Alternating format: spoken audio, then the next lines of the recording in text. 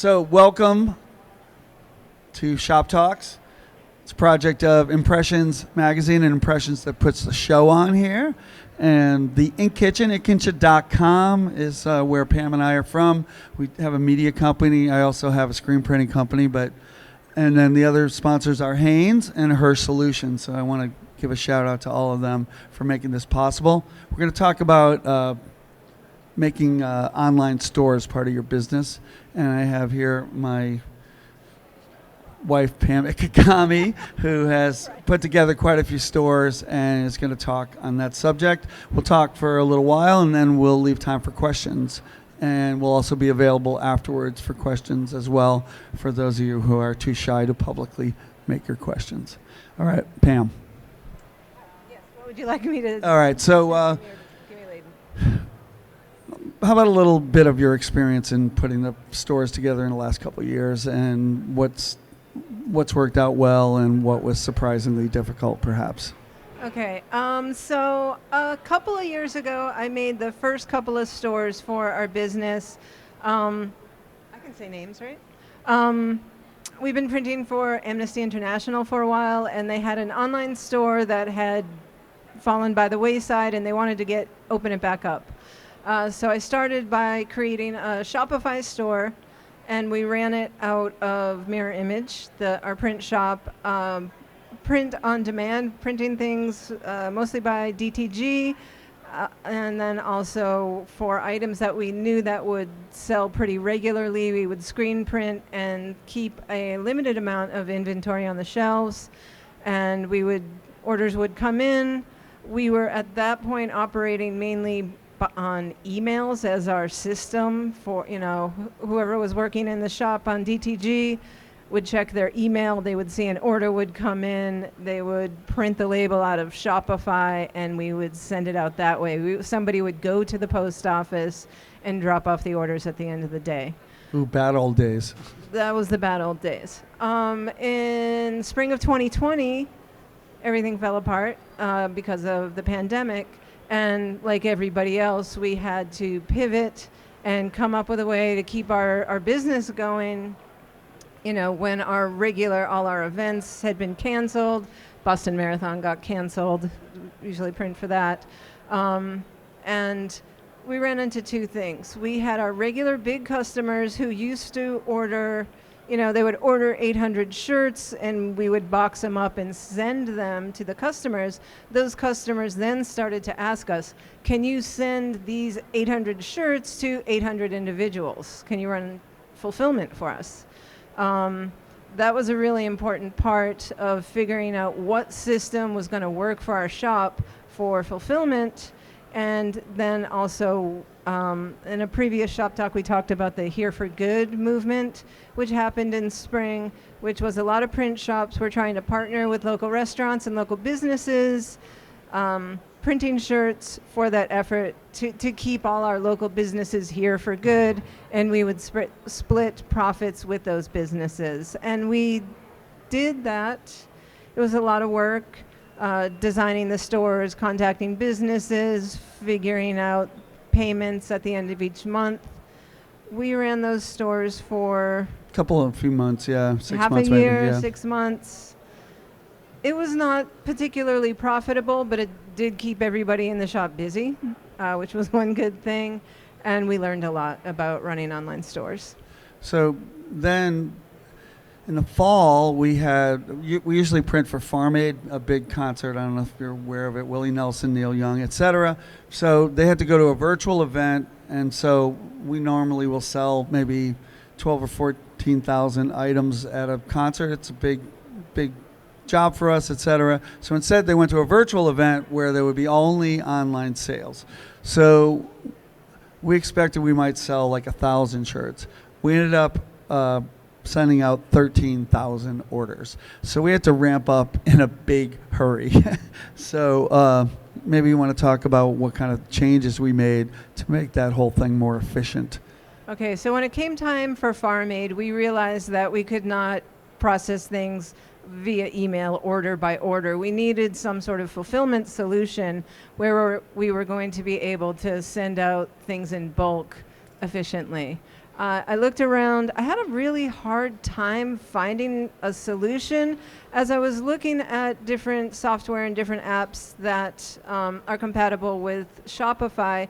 It seemed like there were a lot of services that offered ways to sell multiple channels. With sort of, so you could sell on Shopify and sell on Etsy and sell on Amazon Marketplace, and it would aggregate those orders. Right. But that wasn't really what I was looking for, because in addition to Farm Aid, we also were running 10 other stores. So I needed a solution where I could pull in multiple stores, all from a Shopify channel, and run fulfillment for those. And the solution I decided on was ShipStation, which is I really like that as a service, as an app. Sometimes it gets a little funky, but for the most part, customer service was great. The onboarding was really nice. Setup took a lot of work. There was a lot on the back end to sort of get it all laid out properly. But it's really been the only way we've been able to pull off running all these online stores, is because fulfillment, everything runs through ShipStation. So we do a combination of both printing on demand, and a lot of people talk about digital printing being the answer, where you digitally print something and send it out, and how fast it is. Well, it's not faster than having it printed already and sitting on the shelf. So we make a lot of determinations about whether we think things are going to sell or not, and then we might screen print them, or we might print them on demand, or we might keep a few and print more on demand as we need them. And then you have to decide what blanks you're going to keep, and it all takes a lot of space. We have spent a lot of money on shelving, I'll tell you that. And so we were lucky we had space, so you have to look at the resources you have. In our case, we had screen printing already, we had a lot of space, shelves aren't that expensive, so we were able to organize all that. It's a lot more work than you might imagine. And then regarding ShipStation, we use the post office. That is mostly that's the best way to ship things to individuals, I would say, when you're talking about T-shirts or small quantities. The post office does not help you too much. No. It's like a mystery organization. So, for example, really, they try to keep their services secret. We used to go to the post office all the time. They give you the bins, whatever. They didn't tell us. They have these giant bags you can put the packages in, and they'll bring them to you. And they'll pick them up at the end of the day. And they'll pick them up at the end of the day. So we were doing all this. No one ever said anything. They see us dragging these things in. They never said, "Why are you doing this? We'll pick them up." It's a little, At the end of the day. They pick up at 4:45 every day at our place. Give us more bags when we need them. They just haul them away, and they're good. They're super nice. There have been times when, but we didn't know during about it. Farm Aid, when we were just, we were processing hundreds of packages a day, and I was doing it. It was, mid-COVID. We were down on staff, so I had to think of the system, build the system, and pack the mailers and ship it all out. Yeah, and the guy would come in, I can't remember his name, but our mail guy would come in, and it'd be 4:45, and I'm like, I got 20 more I got to do, and he's like, that's cool, I'll wait. And that was really, really helpful. No, they don't give you the mailers. They would give you these giant, because we were mainly nylon bags. We were primarily sending out one shirt to most people, so the bins would fill up really fast, Yeah. And so we started getting these big bags that they take. We would sometimes have like 25 bags, and they would come and pick them up. You don't want to drag those to the post office. Plus they have a terrible system, which is if you print the label, you got to send it that day. So more or less, you can be a day late. But technically, you're supposed to send it so you can't get a bunch of packages ready on Monday and send them out on Wednesday. You can post-date them. If you know, but it's a little difficult. You can get away with it, but I'm saying you're supposed to send it the day it says, and that's not that easy to do. All the best laid plans and all that. You may plan on it going out Wednesday and you're not ready or what have you. So, and when it comes near holiday time, that's not good enough. You want to send it as fast as you can. Yeah. I guess I've been talking a lot about fulfillment. To get back to actually building the stores and like choosing a platform, I know there's a lot of different platforms you can choose from. Shopify is sort of the biggest business to, customer option. It's $30 a month per store. I really like Shopify, even though I'm running, 10 or 12 stores at a time. If you create a login, the same login for all your stores, you can toggle through. So you don't have to log out and log back in and log out and log back in. That makes things very easy. And it just keeps things from getting confusing. I know there's Inksoft, which I have not used. I've also looked into, I think it's Spiritware by Stalls. They have an interesting e-commerce option that is good for the Spiritware type sales. It hasn't worked out for any of the customers we're working with right now. But if you're working with teams, fundraisers, sort of seasonal pop-up stores, I think it's a decent option. It's not as customizable as Shopify. It won't look as pretty as you can make Shopify look, but it seems like a decent solution. And then recently I've been looking into a company called Bright Stores, and they offer simple stores and company stores. And this is if you are a distributor and you can have a distributor store. We have a customer who's a marijuana dispensary, and they want a store to sell uniforms to the managers. So managers have credit cards, they maybe have budgets. And with the Bright Stores Advanced Company stores, you can set limits on budgets so that managers can only purchase the items that are applicable for their stores. For example, this dispensary has shops and facilities in Massachusetts and Pennsylvania. And their motto is cannabis for real life, except in Pennsylvania, you're not allowed to put cannabis on a shirt. So it has to be flower for real life. So if anybody from a Pennsylvania facility is ordering a shirt, they're supposed to make sure that they're ordering the proper shirt.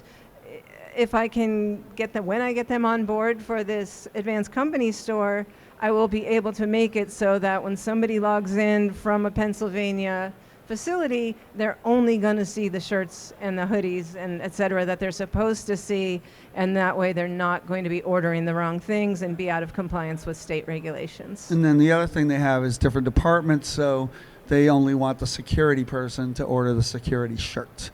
And then they have budgetary reasons. They want someone to basically oversee and approve the purchases, and they're able to do that. So we're kind of getting into a different area. The first area we're talking about where you're selling to consumers.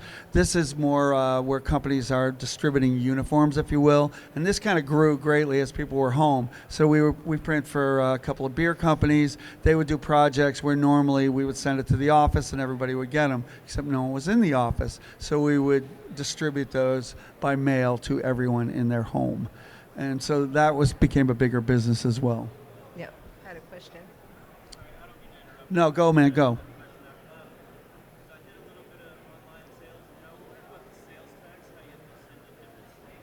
Oh, Okay.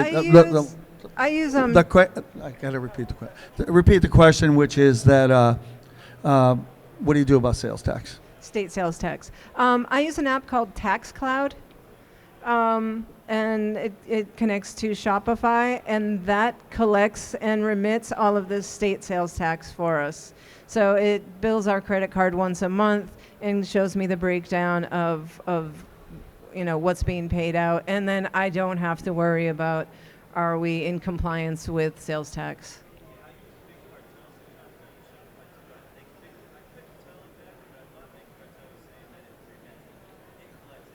So the comment was that Big Cartel might do that by itself. Yeah, I don't have experience with them. It's called TaxCloud, and you can add it through the App Store if you're on Shopify, and I'm sure you can just get to TaxCloud and set up with that as well. Yeah, there's a lot of apps that integrate with Shopify, and also you were able to get developers, right, to do very particular things we wanted to do. We have. I just mostly design the stores. Shopify, it's pretty easy to design a decent-looking store. It's plug and play. I don't code really, but we did have customers who wanted things that were beyond my capabilities. Went through Shopify developers, found somebody who was really easy to work with. It was probably like $50 for them to set up the images of some sort of full width banner that wasn't in the template. It looked great. They were fast. It's an easy solution. Other questions about online stores? How many of you already are doing online stores? Recently, or been doing it a long time?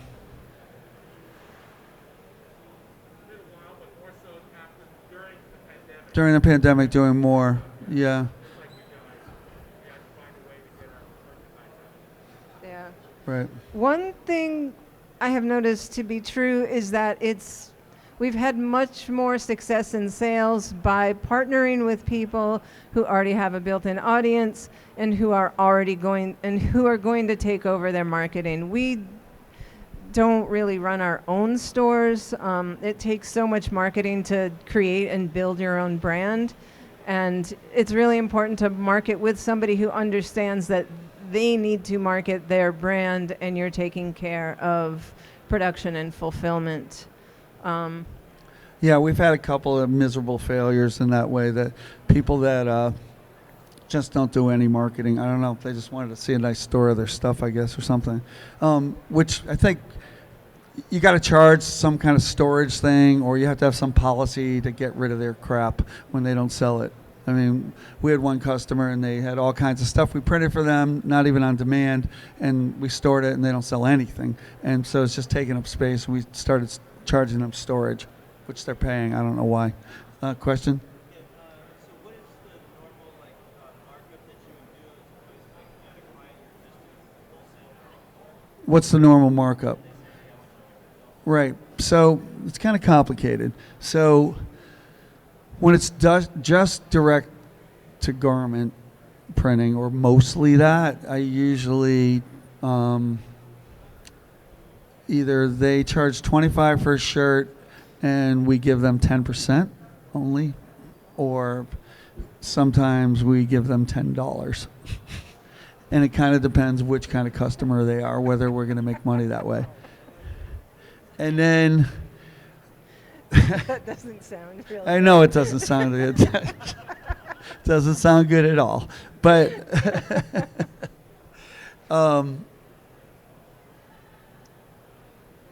what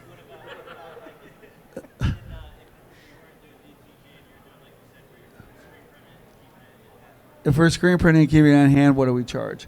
So actually, the marijuana company, what I do is sort of I have sort of hybrid pricing based on, I know that we'll DTG a certain amount of things, other things we'll print in large quantities, and so I maybe don't charge as much as I would just DTG, but we sometimes screen print. I mean, the difference is great. You know, if you're DTGing one shirt, you kind of got to get about $15 at least. And if you're screen printing it, if you printed 500, you might only get $7 for it. So maybe them I would charge sort of $12 and take the difference. Well, you also have I'm not going to say an agreement because you're not signing that contract, but we do have an understanding with sort of long-standing customers that if we have inventory and we're holding on to it for a long time and it's not selling, they will agree to buy it back. Yeah, I have that and in we writing. do this because we sell things other than garments. We sell stickers, we make mugs, face masks. Hats are easy, embroidery we do on demand. But there are some items that we have to stock, and the agreement we have is that if it's not working out, they agree to buy it.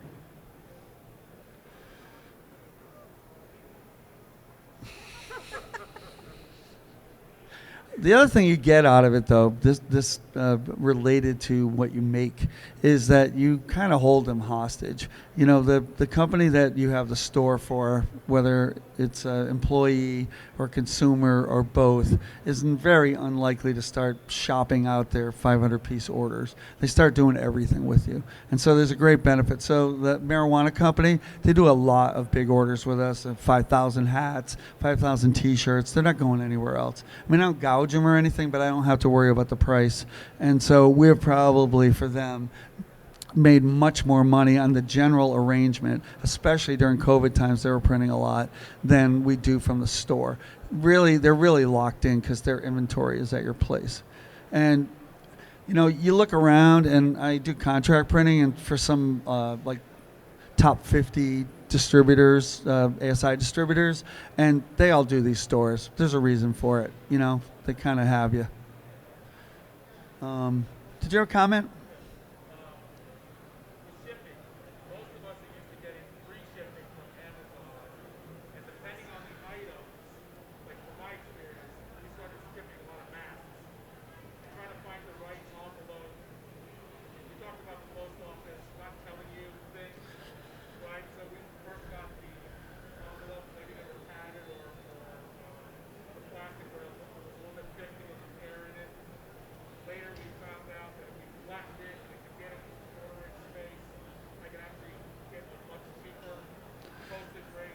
But in general, Oh my God. So the comment is, how do you, you know, you had the experience of packing things in a certain way and thinking it was going to cost a certain amount, and then you had to find a different way to do it. Well, yeah, we have a bad story about that. We have a great disaster story for this because we started printing for a popular YouTube channel that had a lot of pent-up demand for merch, and we're sending out masks. Yeah. Anything. We had like one, you know, it started up, we had grossly underestimated what was going to come in. We expected if we got like a couple hundred orders, it would be great, and we got like a couple thousand orders. So we just started cranking things out. And I hadn't really had experience with shipping things from the post office. And it was those little mailers because it was masks. And it was like, well, these must go by the letter rate. It looked like, I mean, at first glance, without reading every last detail, it really looked like they qualified. We sent out one day 400 packages at the letter rate, and the next 2 days later, 400 packages came back from the post office. Yeah, and that was just a nightmare. Expensive learning. Yeah, the question is, did they tell us it was too puffy? They just said it didn't qualify for the first class letter rate. But they didn't really tell you how you could avoid that. then I went across the street to the post office across the street, and I asked for the postmaster, and I said, why is this not qualified? And then he brought out the little toothpick. It's like a, measure. slit in it, and it was thicker than a quarter of an inch. It's a package.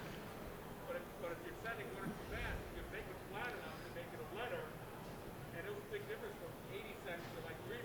Right. Yeah, so the comment is that if the postmaster helped him figure out how to make it small enough to pay 80 instead of $3, he had to ask, and he had to ask the right person. They let you in the post office. That's kind of amazing, I think. It's a secret society that you're not supposed to know about. In general, for shipping, though, we don't try to make a ton of money on shipping. There's a lot of different ways you can set up shipping in Shopify. You can do flat rate. I know people expect things next day for Amazon. We do, have it stated clearly on the sites. We try to get things out in 3 days, but expect 5 to 7 days for processing plus shipping times. This is where the post office helps you, because we send it by the post office and everybody thinks they're terrible. They're not, but so it comes in the post office and they get all the blame. And if you didn't send it for 2 weeks, they think it was the post office. So they kind of help you out there. But I basically charge for shipping. I charge actual shipping cost plus whatever will cover our packaging materials and labor. So the shipping prices come out relatively cheap. If we're sending out a t-shirt, I don't know, it's like $350, and I'm maybe charging $425 or $450, which is not that much. So you're talking about envelopes. Actually, I'll make a plug here for a company. So we actually, and our customers really like this, probably the kind of customers we have, but we've been using Eco Enclosed. They're out of Colorado. Definitely check them out. So they have very transparently, well, they have a lot of information about more ecological alternatives for mailing things out. So they have, we pick one that's recycled poly. 100% recycled. Yeah, 100% post-consumer, recycled. Also, it'll make 2 trips. It has 2 adhesive things, so somebody can use it as a mailer a second time. And we found that's and then there's the carbon footprint, because heavier things cost more more carbon.